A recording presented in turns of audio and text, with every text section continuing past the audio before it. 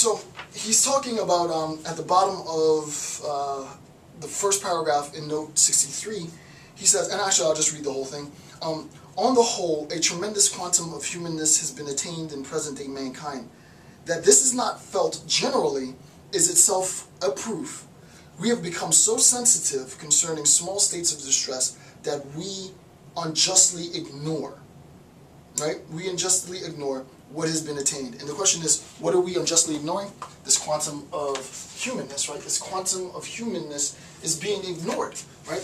Why is it that we're not spending more time looking at the system in which we have attained so much, rather than fixating in a pessimistic, literally in a pessimistic sense, our consciousness, collective consciousness, if you will, on this notion of the failure and the dark side, if you will, right? Why are we stuck? What I'm going to do now is I want to take that notion and incorporate this notion of humanness and the process in which, right? The process, where's my marker? The process in which we talk about human achievement. It's important, right? When we're talking about scientific, quick tangent, when we're talking about sort of scientific accomplishment throughout history, we have to recognize that we're situating the discourse within history, right? That it becomes, and I'm not trying to be Hegelian here, but it becomes, if you will, an unfolding of history. History, just quick tangent. Was the 30 Years' War the 30 Years' War when it started, or was the 30 Years' War the 30 Years' War when it concluded? It's a classical sort of philosophical question. Some people say it's the 30 Years' War from the beginning. It's sort of fatalistic. Some people say, no, it wasn't the 30 Years' War until it had been concluded, and so on. The point being that whenever we're trying to make sense of, especially if we're talking about a quantum of human achievement, a quantum of humanness, then we can't really talk about that quantum until we've done some stuff, right? We got to do some stuff, and not only do we have to do some stuff, we have to document the effect that that stuff has had, how it's influenced our life, how our lives have been made better. It has to be rooted within history. There is a sense, however, in which this notion of history is perverted, and this is very important, right? There's a sense in which this notion of history is perverted, either willfully or not, by the nihilist. And the question is, how do we come to make sense of this perversion? So Nietzsche uses the term histrionics, and I'm going to explain exactly what histrionics is for him, and also how this notion of histrionics incorporates itself into both the notion of nihilism and the social fabric that Nietzsche is obviously having a problem with, right? Why? Because the institutions of morality and religion have corrupted, and this should make sense now, this is all technical stuff, right? The institutions of morality and religion have corrupted our sensibilities. So this section is homogeneity and histrionics.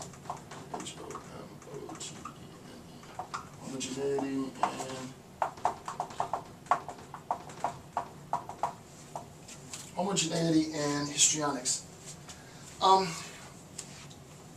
Nietzsche says, well, before I get into that, you can think, I'm trying to think the best way to approach this. Actually, I'll do it like I have in the notes.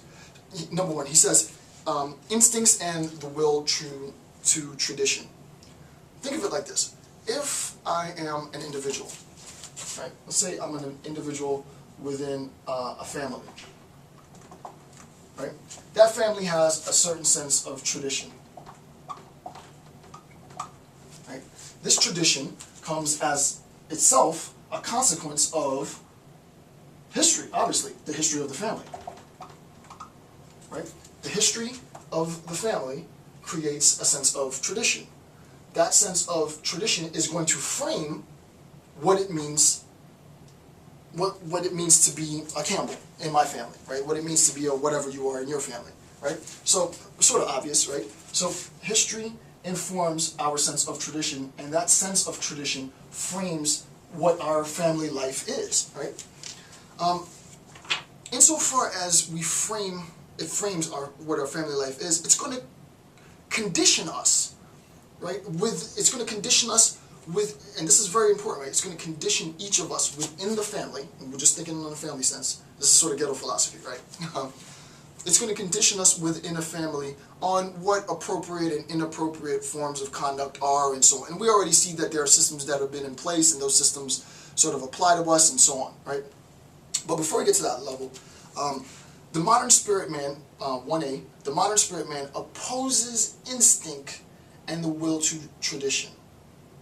Okay, so there is a sense in which this idea of history influencing tradition and tradition influencing our family is in opposition to, right? This idea is in opposition to some other idea. The modern spirit is going to oppose instinct and the will to tradition, right? So that the modern worldview, if you will, he doesn't say that, but modern, M-O-D-E-R-N, modern worldview, right? The modern worldview isn't going to be framed, right, like the family.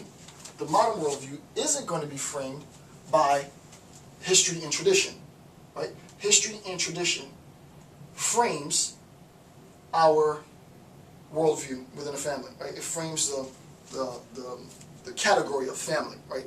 And that makes sense. That's just obviously true, right? I'm doing a big generalization.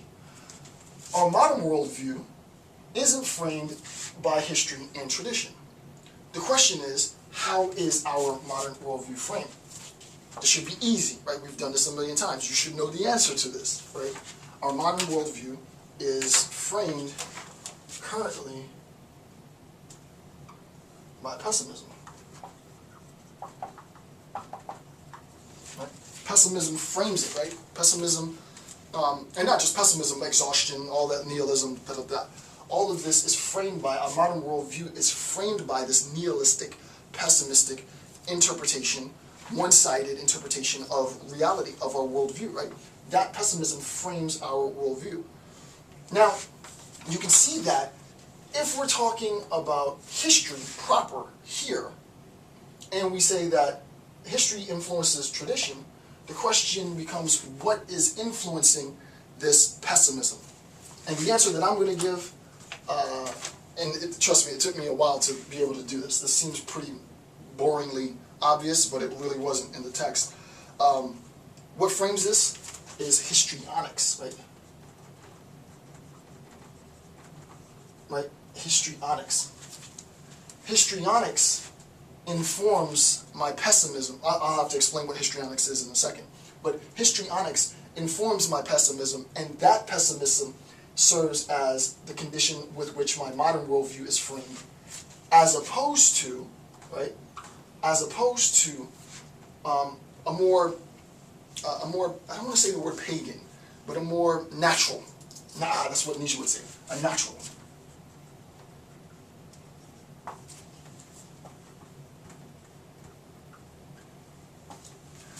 A natural rather than unnatural, right?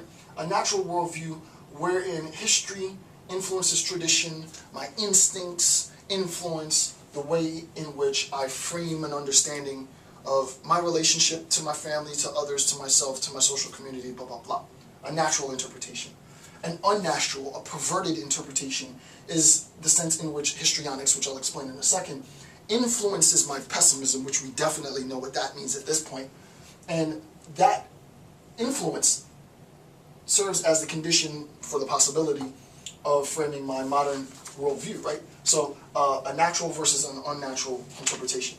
I think all of this will be made clear in a second. Do I talk about this now? Actually, I don't talk about it until later. I don't know why I did that. Actually, I want to jump ahead. What I'm going to do is move these notes, because this should be on this page. Let's put histrionics right here. Just 1 second before I get into that. Insert.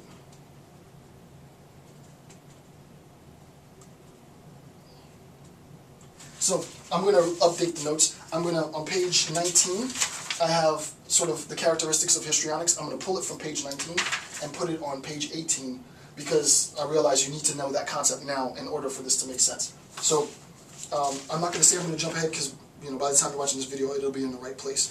And I have to move this to page 18. Move to page 18. Okay. All right. So histrionics. What does it mean to talk about histrionics, right?